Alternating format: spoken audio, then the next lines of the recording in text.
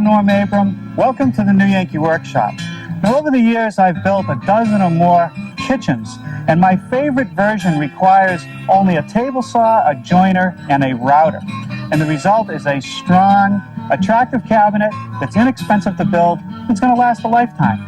I'll show you how to build them next, right here in the New Yankee Workshop. The New Yankee Workshop features the craftsmanship of Norm Abram. If you'd like to build some of our classic kitchen cabinets, a measure drawing is available with the materials list, and you'll hear more about that before the program ends. Now, I want to start today by making some grooves in the sides of the base cabinet to take the fixed bottom shelf. I've set up my stacked dado head cutter to match the thickness of the plywood. Set the fence 4 inches away. But before we use any power tools, let's take a moment to talk about shop safety. Be sure to read, understand, and follow all the safety rules that come with your power tools. Knowing how to use your power tools properly will greatly reduce the risk of personal injury. And remember this, there is no more important safety rule than to wear these safety glasses. Now let's see, with this next setup, I can get this groove at the top of the base and a groove in the nailer. You know, I've built a lot of kitchen cabinets, and once you set up a tool for a particular milling step, you want to carefully look at the plan and make sure every piece that needs that cut is done, because it takes time to set these tools up, and you only want to have to do it once.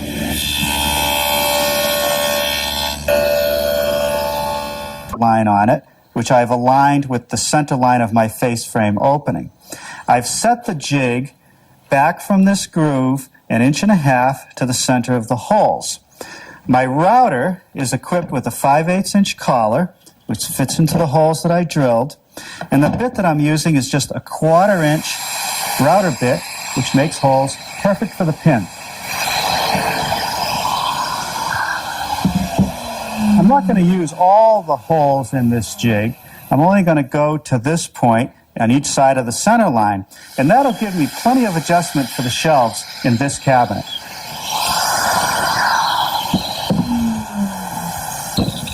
Now, these two series of holes are for the adjustable shelves in the base cabinet. Now, you've seen me do this before, a simple notch for the toe space of the cabinet. Well, now I'm ready for a little assembly. I'm starting with the base cabinet. I've put some glue in the dado for the fixed bottom shelf.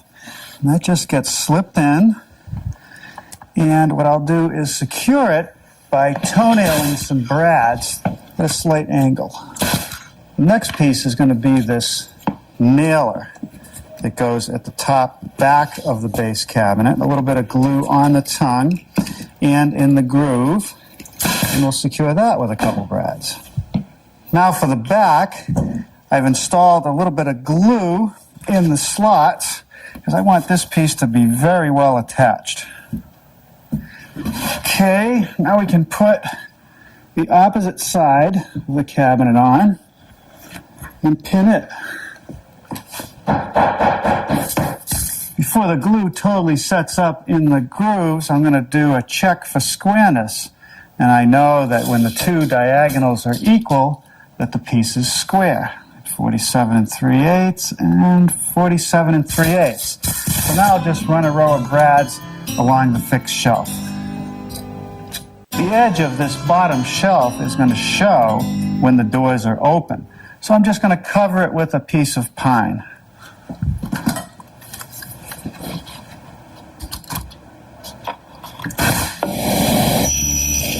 The next piece is also solid pine, and I've just nibbled away a little bit of a notch.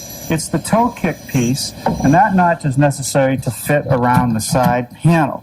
A little bit of glue in the groove and a few brads will hold it in place. The wall cabinet is assembled using the same techniques that I used on the base.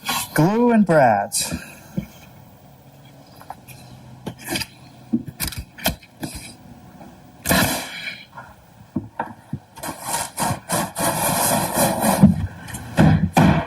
People don't realize how heavy these cabinets get when they're loaded with dishes and glassware.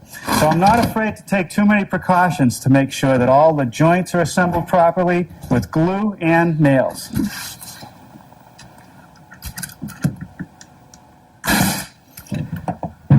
With the carcasses built, I'm now ready to start the face frames. The face frames will cover the exposed edges of the plywood, and they give us something to hang the doors from. The face frames are going to be made from some of the nice clear pine. These are the styles. I like to make those about 2 inches wide. There's a bottom rail, which is 2 inches wide. And the top rail is a little bit wider because I'm going to have a molding that wraps the cabinet. Now, I found that the best way to assemble the face frame is to use pocket screw joinery. This benchtop device makes the slots for the screws. I can clamp the wood down using the clamp, and when I push this lever forward, there's a router bit that comes up that cuts the slot. And when I pull it back towards myself, there's a drill bit that drills the pilot hole. I like to put 2 slots in a piece this way. And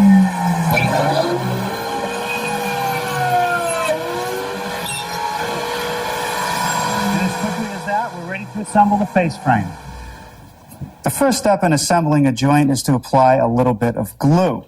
I want to use the right kind of screws. These are pan head screws. The pan head is flat on the bottom. If it was a bugle head or a wood screw, it would be tapered, possibly splitting the rails. It's a square drive, so there's a nice positive drive as I bring the pieces together. And the tip is especially made so that it pre-drills a hole in the stile, which has no hole at this point. Makes for an incredibly strong joint. To attach the face frame to the carcass, I've just applied some glue to all the edges. I'll set the frame in place and attach it with some 1.5-inch brads. The face frame for the base cabinet has no rail along the bottom, but it does have a rail that separates the drawer section from the door section. One final thing I want to do to this base cabinet is install these corner blocks, just 3/4-inch plywood cut at a 45-degree angle. I've put a clamp across the cabinet to make sure it's perfectly square and a little bit of glue in the dados. I'm just going to tap these in place. And what these will do is they'll square up, keep the piece square, and they'll make it very strong. Good morning. Let's make some doors. I started out today by taking some of our nice clear pine and ripping and joining all the stiles and rails for the door. I want each piece to be nice and straight, and I want the edges to be square. Then there will be several milling steps. The first is to use a special router bit, which in one pass will make this bead and the groove in all the pieces. Then I'll take another router bit and make a tenon on the ends of the rails. Once those steps are done, I have a system where I can glue the 2 pieces together, have a lot of glue surface area, and have a very strong joint. Once the stiles and rails are made, I'll create some panels using this MDF, which we saw earlier. I'll bevel the face side and rabbet the back side, and that will fit nicely in the groove that I've milled in the other pieces. Now I'm going to start by using the router bit, which creates that bead and groove. It's part of a door making set that you can buy from tool supply places. It's very important that I use this featherboard because as I run the piece through, if it was to lift up, it would ruin the piece and I'd have to throw it away. With the corresponding bit installed in the router table, I'm now ready to form tenons on the ends of the rails. And this is a difficult step. It's impossible to run narrow pieces freehand through a router bit like this, because what wants to happen is it could go in too quickly, or as I start to push it through, it might pull away. It wants to kick back. Now I can help that situation by using my standard miter gauge, but even that is not quite as safe as I would like. It can still move because we're going across end grain, which creates a lot more force, and I could get a very uneven cut. The best way to do it is to use a special jig that's made for router tables and for shapers. It's a heavy metal plate. It rides in the miter gauge slot, and it has a couple hold downs. I put a backer board in because I don't want tear out as the piece runs through. That's clamped securely in place. Then there's a second clamp which holds the rail.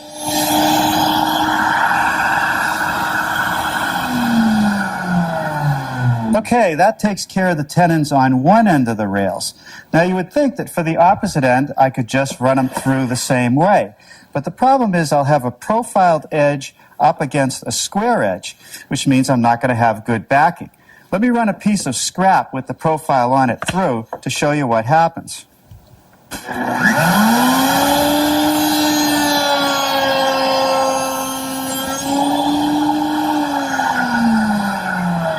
Without the backing, you can get a huge tear out like that. So I need a new backer board. And what I did is ran another piece of scrap stock through the rudder bit that forms the tenon, except I ran it along the long edge. Now I'll just substitute that backer block for the square one, which has a nice profile along the edge. I'll be able to take my profiled piece and interlock it onto the tenon, and we'll have plenty of backer, preventing tear out.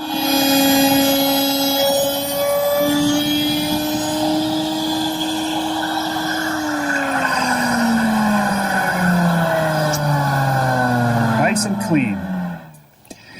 Well, now we're ready to make the raised panels. Here's the sample that you saw earlier.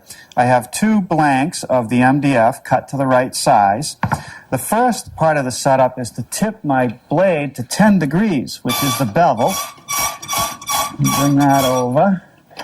And running the piece through, one of the difficulties is when we make that bevel is if I run the piece vertically, even with a high fence like this, it's hard to hold it steady. It could wobble as I go through, and that'll ruin the face of the piece. So I need some way to hold it. And years ago, I built this little jig which just slips over this particular fence. There's a large piece of plywood as the vertical backer and a stop which holds the piece as I push it through. It keeps my hands far away from the blade, and it allows me to push it through safely.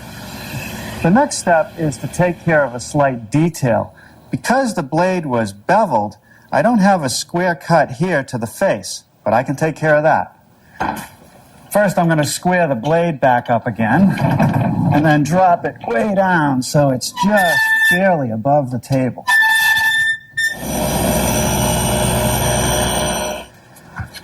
Now let's look at the sample again. On the back side, I have this rabbet. To set up for that, the first thing I want to do is move my fence closer to the blade so that I have 3/8 of an inch to the far side, right about there. Lock that in, and then raise the blade just a little bit and run the piece through. Now to complete the rabbet, I'm going to turn back to my jig.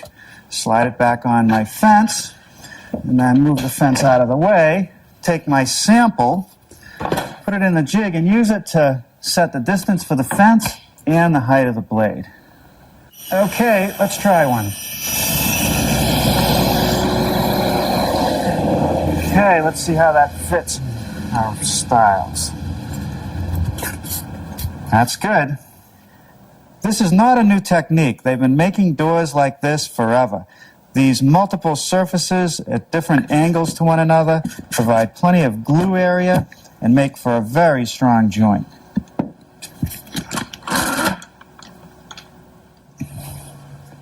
Okay, now let's make the upper door frames, which will hold the glass panels eventually. Okay, that's nice and square. One more to go. Well, while the doors sit in the clamps for a while, let's start working on the drawers. The draw front first. A couple more pieces of the 3/4 inch MDF. I'm going to bevel the face side using my jig again, except the bevel will be a little bit narrower. And on the back side, it stays flat. No need for a rabbet on these. Now here are the pieces for the draw boxes.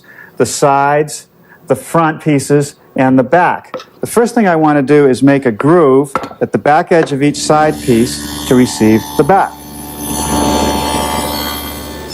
That groove is for the 1/4 inch plywood bottom. That little notch in the front of the draw box will accommodate the hardware that we're using. The sides of the draw box will be joined to the front with dovetail joinery. So once again, I turn to my dovetailing jig. It has these adjustable fingers which have an infinite number of different patterns that I can use. I've set it up for what I want today, and first I slide in one of the side pieces lock it in place, and then I'm going to use my router, which has a dovetailing bit in it, and a little collar that rides around the fingers of the jig.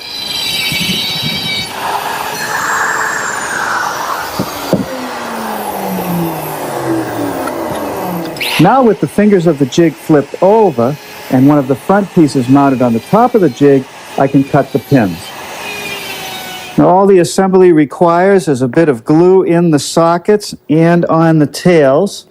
You bring the two pieces together and just drive them flush. Next, the back piece goes in, and it just slips into those dados, and I'll secure that with a few brads. Now the bottom just slides in, no glue, and I'll just nail it at the back with a few brads. Now before I attach the drawer fronts, I'm going to round over the edges just a little bit. I found the best way with this MDF is just to hit it with a block plane and then take a piece of sandpaper and round it over. To attach the boxes to the drawer fronts, I'm going to apply glue, and then set the box on to my layout lines and attach it with brads. The hardware is pretty simple.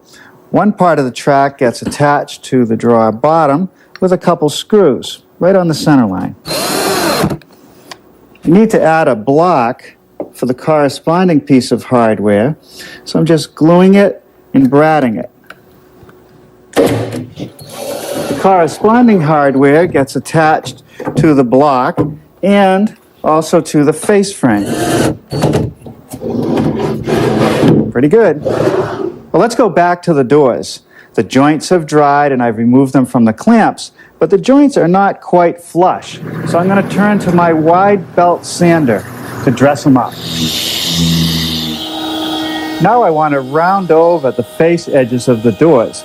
And for that, I'm using a 3/8" radius bit.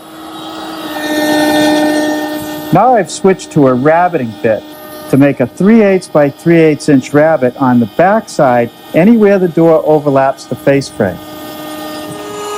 Now these upper doors need a rabbet rather than a groove to receive the glass panels.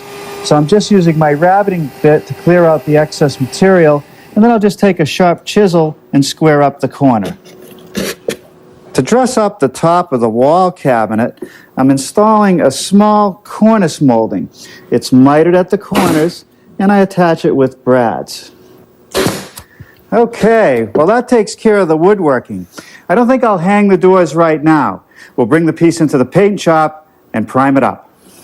Our cabinet system is made up of a number of different materials, and the objective in the final product is to unify all those different materials in a nice, even finish. And I want to get a porcelain-like finish, almost like a sprayed lacquer. Now the key to any good paint job is to use a good primer. This primer is part of a system. It has good hiding ability and good filling ability, and it'll give us the good adhesion for the finished coat. I'll put this coat on, let it dry, give it a light sanding, and then apply the final coat. Well, there's the first coat of the finish. What do you think? It's sort of a nice old-fashioned yellow or gold color. What I like about it is that it's a real high gloss finish, sort of porcelain-like. Now the key to getting a finish like that is that after the primer has been sanded, that I vacuum it off and then take a tack cloth and make sure that every speck of dust is removed. Now also it's important to turn on my dust collector in the room so that no dust will settle on the piece as the paint dries.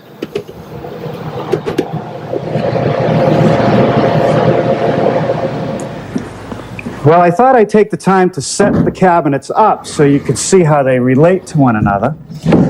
With 2 coats of paint, we have a nice gloss finish that's going to be very durable. The hardware I got from a woodworkers mail order catalog. And look at this countertop. We got it from our friend Gary Bowman up in Vermont. It's a piece of soapstone. And up here on the upper cabinets, I've installed some glass panels. I hope that you take the techniques you've learned from this project and build a kitchen of your own. It's a very satisfying experience.